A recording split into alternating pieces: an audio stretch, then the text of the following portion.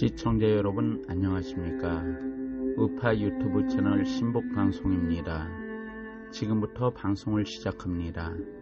방송 시작 전에 붉은색 모양의 구독 버튼과 알람 및 좋아요를 눌러주시면 방송 제작에 큰 힘이 됩니다. 지금부터 방송을 시작합니다. 네, 박성문 전 의원님이십니다. 네, 대한민국 태극기 혁명 운동군 여러분 안녕하십니까. 지소미아라고 한국과 일본 사이에 군사 정보를 교류하는 협정 이런 내용입니다. 이게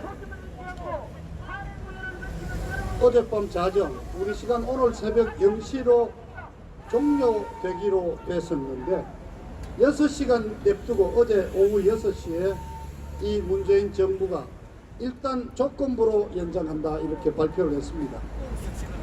자, 근데 첫 번째 반응이 아유 그래 잘 됐다, 그나마 잘 됐다, 큰일 날 뻔했다, 파국을 피하게 됐다 그러는데 어떤 파국이냐, 정말 어마어마한 재앙을 불러일으킬 뻔했습니다. 미국 정부가 공식으로 지난 한 달 동안 지소미아를 파기하면은 절대 안 된다, 그러면 우리는 어마어마한 보복을 한다, 아예 선언을 했습니다. 한미 동맹 관계를 한국 정부가 끊는 거로 우리는 생각을 하고, 그러면은 그동안 북한 석탄 밀수하고 석유 정제유 갖다 준 거 다 걸어서 아예 세컨다리 보이콧을 하고, 미국으로 수출되는 한국 자동차 철강에 대해서 관세 10% 이상 때린다.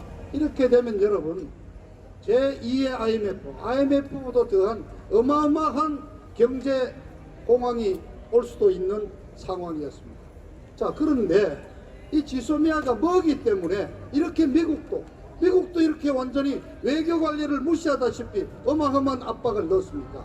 자, 이 정부가 한 설명은 무슨 일제시대 때 징용자들에 대한 배상 판결, 거기에 대해서 일본이 반대하면서 7월 1일자로 불소라든가 수출 규제를 몇 개 했고, 거기에 대한 일본의 경제 보복에 대한 또 보복으로 지소미아를 중단하겠다 이렇게 선언했다. 그래서 한일 관계의 갈등인 정도로 설명을 해왔습니다. 그런데 그렇지 않습니다.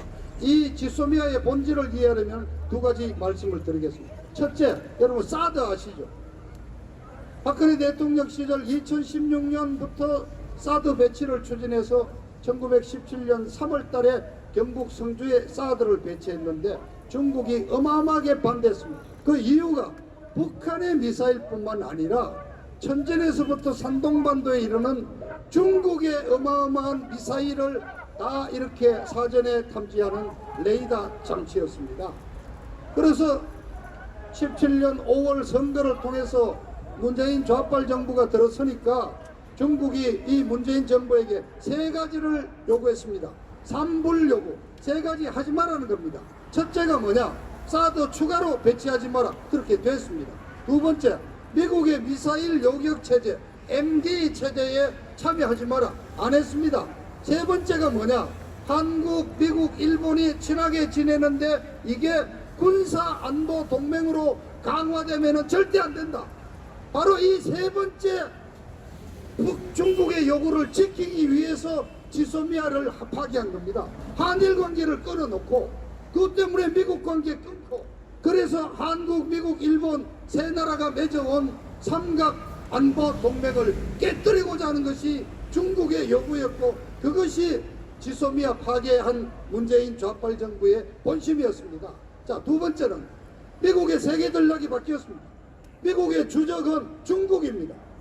구체적으로 2012년께부터 미국 국방성은 중국을 주적으로 보고 있고, 트럼프 혼자 하는 게 아닙니다. 트럼프 대통령이 마침 이 이론에 따라서 중국과 지금 심각한 전쟁을 벌이고 있습니다. 자, 여러분 아시죠? 홍콩의 독립 시위가 드디어 사망자가 나왔습니다. 중국 내부에 중국계 은행들이 예금 인출로 부도가 나고 있습니다. 중국이 좀 흔들리죠? 여러분, 중국이 정신 못 차리는 상황이 되면 바로 미군이 북한에 대한, 김정은에 대한 정리 작업이 시작됩니다.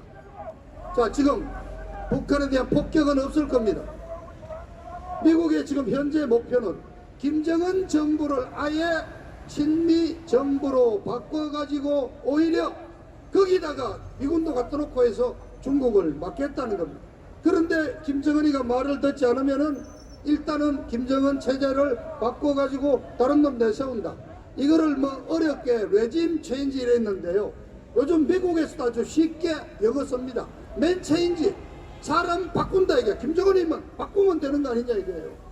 이런 상황에 한국이 지소미아를 파기한다. 그래서 미국 정부는 한국 정부에 압력을 넣은 게 아니라 통첩을 했습니다. 야, 너희들이 우리하고 관계 끊고 갈 거냐? 중국 편으로 설 거냐?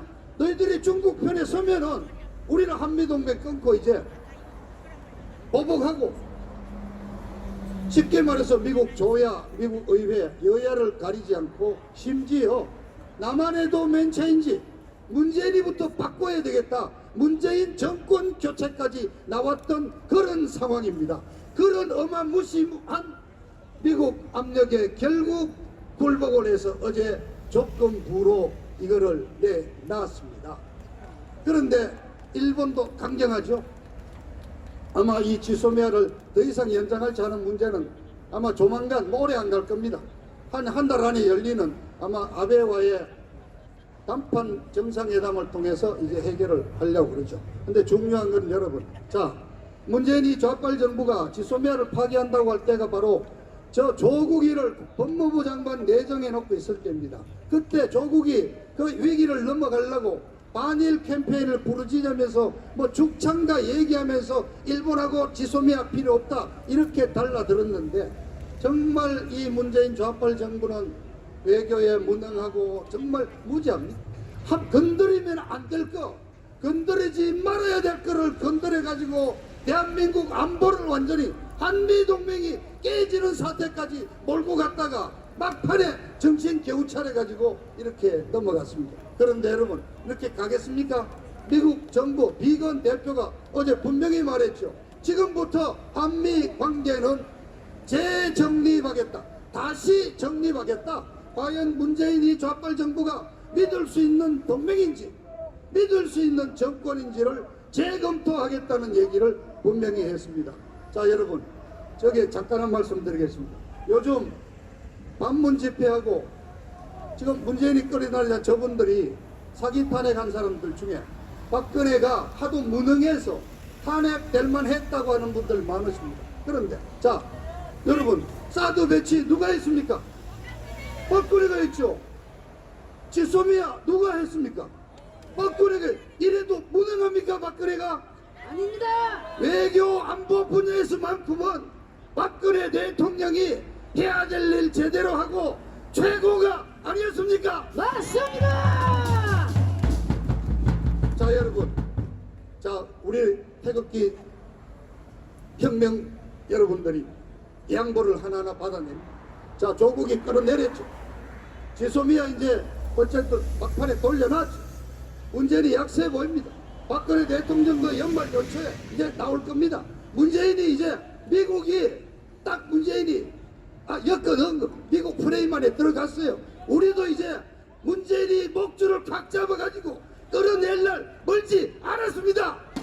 금년 연말 안에 문재인 정권 해치웁니다. 여러분, 자, 구호함 외칩시다. 아까 했죠. 한미동맹 강화,